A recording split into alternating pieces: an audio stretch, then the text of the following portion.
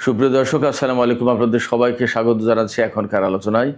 আপনাদের সঙ্গে আছি আমি সিরাজুল ইসলাম। দর্শক, আজকে অসম্ভব রকমের গুরুত্বপূর্ণ কিছু খবর আছে। অস্ত্রের অভাবে মার্কিন প্রেসিডেন্ট ডোনাল্ড ট্রাম্প ইরানের বিরুদ্ধে যুদ্ধ বন্ধ করতে বাধ্য হয়েছেন। শুক্রবার মিটিং করেছেন হোয়াইট হাউসে।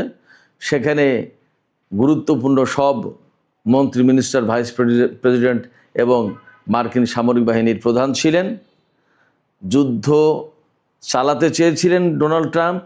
জেডি ভ্যান্স, ভাইস প্রেসিডেন্ট এবং সেনাপ্রধান উদ্বেগ প্রকাশ করেছেন। তারপরে যুদ্ধ বন্ধ করতে বাধ্য হয়েছেন ডোনাল্ড ট্রাম্প। এপাশে তিনি চীন এবং রাশিয়াকে হুমকি দিচ্ছেন তারা যেন ইরানের পক্ষে যুদ্ধে না জড়ায়। তার মানে তিনি কি ভয় পাচ্ছেন এই মুহূর্তে চীন এবং রাশিয়া আমেরিকার বিরুদ্ধে সরাসরি অথবা ইরানকে আরও অস্ত্র দিয়ে জড়িয়ে যায়? এদিকে ইরান তালিকা প্রকাশ করেছে। এই কয়েকদিনের যুদ্ধে উপসাগরীয় অঞ্চলে, অর্থাৎ এই যে আরব দেশগুলোতে ইরান যে সমস্ত হামলা চালিয়েছে তাতে আমেরিকার কি কি ক্ষয়ক্ষতি হয়েছে। শুধু তাই না, আইআরজিসির মুখপাত্র ব্রিগেডিয়ার জেনারেল মোহেবি তিনি জানিয়েছেন এই কয়েকদিনের যুদ্ধে ইরানের হামলায় 200-র বেশি মার্কিন সেনা নিহত হয়েছে। জেনারেল মোহেবি বলেছেন যে আমাদের কথা যদি বিশ্বাস না হয় তাহলে মার্কিন সরকার সাংবাদিকদেরকে আমন্ত্রণ জানাক, উপসাগরীয় দেশগুলোতে কী ধরনের ক্ষয়ক্ষতি হয়েছে দেখাক। সুপ্রিয় দর্শক, আমি আপনাদেরকে ক্ষয়ক্ষতির পুরো তথ্য আমি আজকে আপনাদেরকে জানাবো। এপাশে ইরান ঘোষণা দিয়েছে তাদের হাতে 50,000 খাইবার শেখার ক্ষেপণাস্ত্র আছে, যেটা হাইপারসনিক ক্ষেপণাস্ত্র, যার গতি প্রতি ঘন্টায় 19,500 কিলোমিটার। আর পাল্লা, সেটা বিস্তারিত তথ্য জানাচ্ছি। ইসরায়েল বলেছে যে আমেরিকা যুদ্ধ বন্ধ করে যে কূটনৈতিক তৎপরতা চালাচ্ছে ইরানের সাথে, এই কূটনৈতিক তৎপরতা ব্যর্থ হবে এবং এখন যুদ্ধ বন্ধ করলেও মার্কিন প্রেসিডেন্ট ডোনাল্ড ট্রাম্প আবার ইরানের বিরুদ্ধে বড় যুদ্ধ শুরু করতে বাধ্য হবেন। তার মানে ইসরায়েলের পক্ষ থেকে কিন্তু একটা উস্কানি আছে। এপাশে ইরান জানিয়েছে আমেরিকা এরই মধ্যে 3 দফা প্রস্তাব দিয়েছে যুদ্ধবিরতির জন্য 3টা দেশের মাধ্যমে। ইরান প্রত্যেকটা প্রস্তাব নাকচ করে দিয়েছে। এই 3 দেশ কারা কারা কারা ইরানের কাছে আমেরিকার পক্ষ থেকে যুদ্ধবিরতির প্রস্তাব নিয়ে গেল, এই সমস্ত তথ্য আজকের বিস্তারিত আলোচনায় জানাবো। দর্শক, আপনারা শুধু সঙ্গে থাকুন। আর ভিডিও ভালো লাগলে লাইক, কমেন্ট, শেয়ার করবেন এবং চ্যানেলটি সাবস্ক্রাইব করে সাথেই থাকবেন। দর্শক, চলুন বিস্তারিত আলোচনা করি। একদম শুরুতেই বলেছিলাম মার্কিন প্রেসিডেন্ট ডোনাল্ড ট্রাম্প গত 2 দিন, অর্থাৎ মার্কিন বাহিনী গত 2 দিন ইরানের বিরুদ্ধে কোনো যুদ্ধ করছে না। একেবারে হঠাৎ করে কি হয়ে গেল? চুপ কেন তারা? আমি নিজেও খুঁজছিলাম যে ব্যাপারটা কি, যুদ্ধ নেই কেন, তারা চুপ হয়ে গেল কেন? কিন্তু শেষমেশ তথ্য এসেছে। মার্কিন গণমাধ্যম Axios, new York Times, CNN সবাই বলছে একই কথা। অস্ত্রের অভাবে, গোলা বারুদের অভাবে ডোনাল্ড ট্রাম্প আর ইরানের বিরুদ্ধে এই মুহূর্তে যুদ্ধ করতে চাইছেন না। এতটাই কমে গেছে যে অল্প কিছুদিনের ভিতরে তার টোটাল ভান্ডার ফুরিয়ে যাবে। নট অনলি দ্যাট, আমেরিকার কর্মকর্তারা বলছেন যে পেট্রিয়ট ক্ষেপণাস্ত্র ব্যবস্থার যে ইন্টারসেপ্টার এতটাই কমে গেছে যে মানে আর চলা সম্ভব না, আর 1-2 পা গেলেই শেষ। এর ভেতরে শুক্রবারে, আজকে তো রোববার, শুক্রবারে মার্কিন প্রেসিডেন্ট ডোনাল্ড ট্রাম্পের অফিসে, হোয়াইট হাউসের অফিসে মিটিংয়ে বসেছিলেন প্রেসিডেন্ট ডোনাল্ড ট্রাম্প, যুদ্ধমন্ত্রী Pete Hegseth, vice president JD Vance, সেনাপ্রধান ড্যান কেইন সহ সব গুরুত্বপূর্ণ মন্ত্রী কর্মকর্তারা। সেখানে ডোনাল্ড ট্রাম্প ইরানের বিরুদ্ধে বড় অভিযান চালানোর কথা বলছিলেন। আমি যে বলছিলাম যে মধ্যপ্রাচ্যে 100 রিফুয়েলিং ট্যাঙ্কার আনা হয়েছে, ইরানের বিরুদ্ধে হয়তো অনেক বড় অভিযান চালাবে, অনেক বড় যুদ্ধ শুরু করবে, সেইটাই শুরু করতে চেয়েছিলেন এবং সেই ব্যাপারে আলাপ আলোচনার জন্য ডেকেছিলেন মার্কিন প্রেসিডেন্ট ডোনাল্ড ট্রাম্প। কিন্তু সেখানে সরাসরি ভাইস প্রেসিডেন্ট জেডি ভ্যান্স এবং সেনাপ্রধান, মার্কিন জয়েন্ট চিফস অফ স্টাফের চেয়ারম্যান যিনি জেনারেল ড্যান কেইন, এই দুইজন ব্যক্তি উদ্বেগ প্রকাশ করেছেন। মার্কিন গণমাধ্যমে খবর এসছে তারা উদ্বেগ প্রকাশ করেছেন, কিন্তু এই উদ্বেগ প্রকাশ করা মানে কি জানেন? এই উদ্বেগ প্রকাশ করা মানে হচ্ছে তারা যুদ্ধের বিরোধিতা করেছে, বলছে যে এই ধরনের যুদ্ধ করতে গেলে কি কি প্রবলেম হতে পারে সেই কথা তারা তুলে ধরেছেন। তার ভিতরে হয়তো এইরকম বলেছেন যে অস্ত্রের ভাণ্ডার এই অবস্থায় যদি ইরান টিকে যায়, এই হামলা মোকাবেলা করে টিকে যায়, তখন আপনার বাহিনী পারস্য উপসাগর থেকে পালাতে পারবে কিনা, কারণ তারা তো তখন অস্ত্রশূন্য হয়ে পড়বে। শুধু তাই না, গতকালকে অথবা পরশুদিনের একটা ভিডিওতে বলেছি না, IRGC বলেছে ভারত মহাসাগরে অবস্থানরত মার্কিন যুদ্ধজাহাজ থেকে ক্ষেপণাস্ত্র ছোড়ার মতো কোনো ক্ষেপণাস্ত্র তাদের হাতে নেই। মানে এতটাই ক্ষয়ক্ষতির মুখে। আমি আপনাদেরকে জানাচ্ছি বিস্তারিত তথ্য কি কি ক্ষতি হয়েছে। তো যখন জেডি ভ্যান্স এবং জেনারেল ড্যান কেইন, তিনি তো সেনাপ্রধান, টোটাল সামরিক বাহিনীর প্রধান, তিনি জানেন না তার বাহিনীর কি সক্ষমতা, তার বাহিনীর হাতে কি আছে এবং তারা কি করতে পারে। তারা এই যুদ্ধে বিরোধিতা করেছে। বিরোধিতার মুখে সেই বড় অভিযানের সিদ্ধান্ত অফ রাখা হয়েছে, আচ্ছা ঠিক আছে থাক। এর ভিতরে ডোনাল্ড ট্রাম্প কূটনীতির জন্য 3 দেশের মাধ্যমে ইরানের কাছে প্রস্তাব দিয়েছে যে যুদ্ধবিরতি করা হোক, কিন্তু ইরান সরাসরি নাকচ করেছে, কোনো যুদ্ধবিরতি আমেরিকার সাথে এখন আর হবে না। কোন কোন দেশ এই যুদ্ধবিরতির প্রস্তাব নিয়ে গেছে আমি বলছি, তার আগে আরেকটু বলি। এই যে যুদ্ধবিরতির প্রস্তাবের জন্য কূটনৈতিক তৎপরতা চালাচ্ছে ডোনাল্ড ট্রাম্প, পাশাপাশি বড় যুদ্ধের হুমকি দিচ্ছে, আবার শুক্রবারে ইরানের বিরুদ্ধে হামলা বন্ধ রাখলো। শুক্র শনি 2 দিন বন্ধ, এই 2 দিন হামলা হয়নি, যুদ্ধ বন্ধ রেখেছে। এর ভিতরে রাশিয়া এবং চীনকে ডোনাল্ড ট্রাম্প হুমকি দিচ্ছেন যে এই 2 দেশ যদি ইরানের পক্ষে যুদ্ধে জড়ায় তাহলে কিন্তু তাদের খুব খারাপ অবস্থা হবে। এটা এটা এটা খুব হাস্যকর ব্যাপার না? একাই ইরানকেই তো মোকাবেলা করতে পারছে না, চীন রাশিয়াকে কি হুমকি দিচ্ছে? এটা কি এক ধরনের বালখিল্যপনা না? এটা কি কোনো যৌক্তিক কথা? যাই হোক, এই যে হুমকি দিচ্ছে, এই হুমকি দেওয়ার মানে হচ্ছে হুমকি দিয়ে দূরে দূরে রাখার চেষ্টা করছে। কিন্তু দুনিয়ার মানুষ তো সবাই ডোনাল্ড ট্রাম্পের মতো এরকম মোটা বুদ্ধির লোক না। কিছু লোক তো আছে চিকন বুদ্ধির, যারা ডোনাল্ড ট্রাম্পের এই পলিটিক্স, এই কৌশল বোঝে না। তো আবার হতে পারে যে সত্যি সত্যি সে ডোনাল্ড ট্রাম্প ভয় পাচ্ছে যে যদি চীন এবং রাশিয়া এই মুহূর্তে জড়ায় যায় তাহলে আমার উপায় কি? ইরানকেই তো সামাল দেওয়া যাচ্ছে না, সেক্ষেত্রে চীন রাশিয়া জড়ালে উপায় কি? তার চেয়ে বড় কথা যে চীন রাশিয়াকে মোকাবেলা করার মতো তো কোনো অস্ত্রই নেই। তাহলে এই জায়গায় একটা কথা আমি বলে রাখি, ইউক্রেন এবং রাশিয়ার যে সিচুয়েশন চলছে তাতে এখন ইউক্রেন খুব বিপদে পড়ে যাবে মনে হচ্ছে, মোটামুটি বোঝা যাচ্ছে। আর এই যে ইসরায়েল বললো না যে ডোনাল্ড ট্রাম্প যদিও যুদ্ধ বন্ধ রেখেছে একতরফা এবং তিনি কূটনৈতিক তৎপরতা চালাচ্ছে ইরানের সাথে একটা যুদ্ধবিরতি করা যায় কিনা, ইসরায়েলের টাইমস অফ ইসরায়েলের খবর এসছে ইসরায়েল সরকার এভাবে ভাবছে যে আমরা শিওর ডোনাল্ড ট্রাম্প এখানে ব্যর্থ হবে, তার মানে ইরান এই যুদ্ধবিরতির প্রস্তাব মানবে না, তার মানে ডোনাল্ড ট্রাম্পকে তখন আবার যুদ্ধ করতে হবে। এটা কিন্তু ডোনাল্ড ট্রাম্পের সামনে একটা বিকল্প পথ দেখিয়ে দেওয়ার চেষ্টা, কৌশলে ইসরায়েলের এটা একটা কৌশল। এটাকেই আপনারা সহজ ভাষায় উস্কানি বলতে পারেন, উস্কানি বলেন আর কৌশল পথ দেখিয়ে দেওয়ার ব্যবস্থা করে যে এই পথে যাও, যাই বলেন। তো এটা কেন করছে ইসরায়েল করছে এই কারণে, ইসরায়েল দেখছে যে আমেরিকার মতো শক্তিকে এইভাবে কোণঠাসা করে ফেলেছে ইরান। আমেরিকা যদি এখান থেকে যুদ্ধ না করে পিছিয়ে যাও মানে কি, তাহলে মধ্যপ্রাচ্যে এই ঘাঁটিগুলো নির্মাণ করতে পারবে না, এই ঘাঁটিতে সেনা থাকতে পারবে না এবং থাকার কোনো পরিস্থিতি থাকবে না। ইরান মধ্যপ্রাচ্যের শক্তিশালী মহাপরাক্রমশালী দেশ হিসেবেই এখানে টিকে থেকে মাথা উঁচু করে দাঁড়াবে এবং সে চলাফেরা করবে। তখন সবার জন্য বিপদ, আমেরিকার পক্ষে যারা।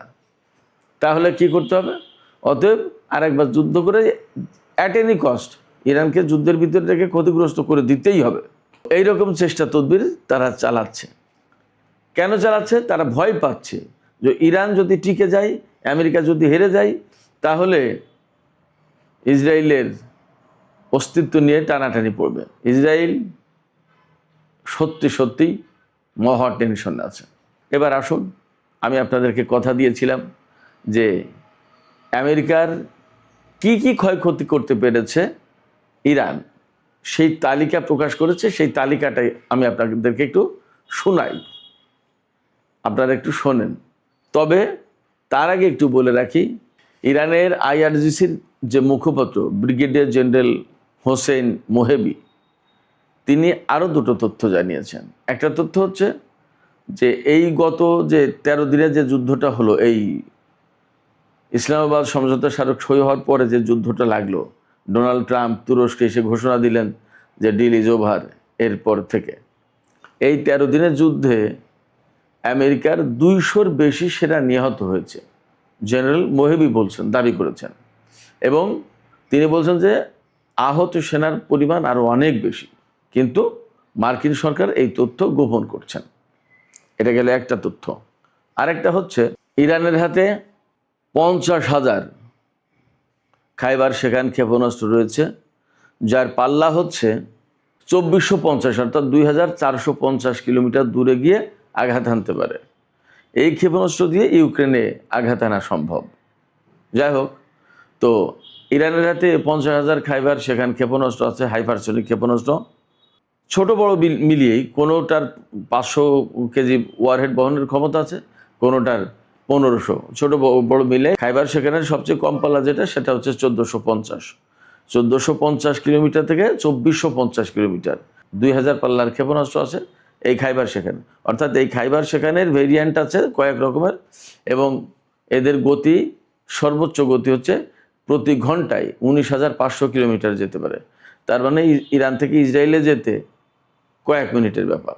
অর্থাৎ ইরান ক্ষেপণাস্ত্র ছুড়লে সেইটা মোকাবেলার জন্য যে তার ইন্টারসেপ্টর রেডি করবে, রেডি করার সময় পাবে না, তার আগেই লক্ষ্যবস্তুতে আঘাত হানবে। আর সবচেয়ে বড় সংকট হলো, এটা এমন গতিসম্পন্ন, এমন প্রযুক্তির, এটা কেউ ঠেকাতেও পারে। আমেরিকা, ইসরায়েল কারোর হাতে এই প্রযুক্তি নেই। সেক্ষেত্রে এই যে ইরানের হাতে ক্ষেপণাস্ত্রের যে মজুদ, এই মজুদই কিন্তু শত্রুদের জন্য একটা বিশাল ভয়, আতঙ্কের কারণ। শুধু এখানেই শেষ না। আমি যে গত কয়েকদিন বলেছি, হয়তো আপনাদের কেউ কেউ বিশ্বাস করেছেন, কেউ কেউ বিশ্বাস করেননি, যে মধ্যপ্রাচ্যে মার্কিন ঘাঁটিগুলো একদম তছনছ হয়ে গেছে।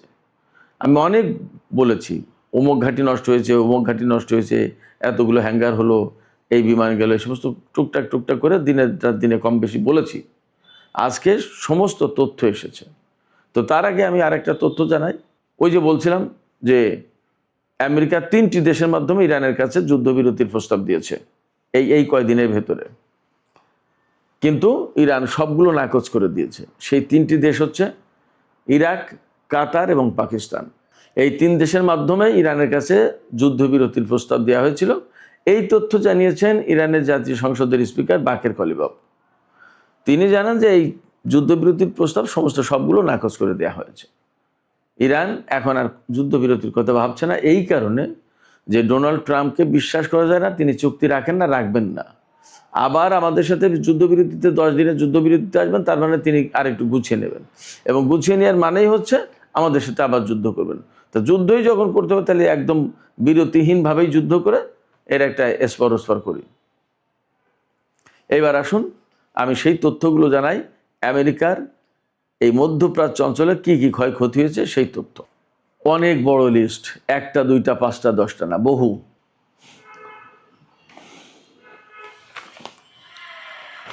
আমি প্রথমে বিমান সংক্রান্ত খোঁজ খবর দিয়ে শুরু করি। 11টি যুদ্ধ বিমান ও হেলিকপ্টার এই কয়েকদিনে ধ্বংস হয়েছে। তারপরে 17টি গোয়েন্দা ও অপারেশনাল ড্রোন, হ্যাঙ্গারে থাকা একটি F-15 যুদ্ধ বিমান জর্দানে, আমি গত 2 দিন বা 3 দিন আগে বলেছিলাম। একটি P-8 বিমান সম্ভবত কমান্ড অ্যান্ড কন্ট্রোল সেন্টার হিসেবে কাজ করে, নজরদারিও চালায় সম্ভবত এটা। 8টি রিফুয়েলিং ট্যাঙ্কার, 8টি, 1টা 2টো না, আমি বলেছিলাম এর আগে। 4টি ভারী হেলিকপ্টার, 4টি, 6টি সংরক্ষিত ক্ষেপণাস্ত্র, সংরক্ষিত ক্ষেপণাস্ত্র বলতে আমি শিওর না, বাট 6টি সংরক্ষিত ক্ষেপণাস্ত্র বলেছে। 7টি কমান্ড অ্যান্ড কন্ট্রোল সেন্টার, 3টি স্যাটেলাইট যোগাযোগ ব্যবস্থা, 6টি পেট্রিয়ট ক্ষেপণাস্ত্র প্রতিরক্ষা ব্যবস্থা। এই পেট্রিয়ট কিন্তু শুধুমাত্র ক্ষেপণাস্ত্র না, ড্রোন, বিমান, সমস্ত সব কিছুকেই প্রতিরক্ষা অর্থাৎ ধ্বংস করতে পারে।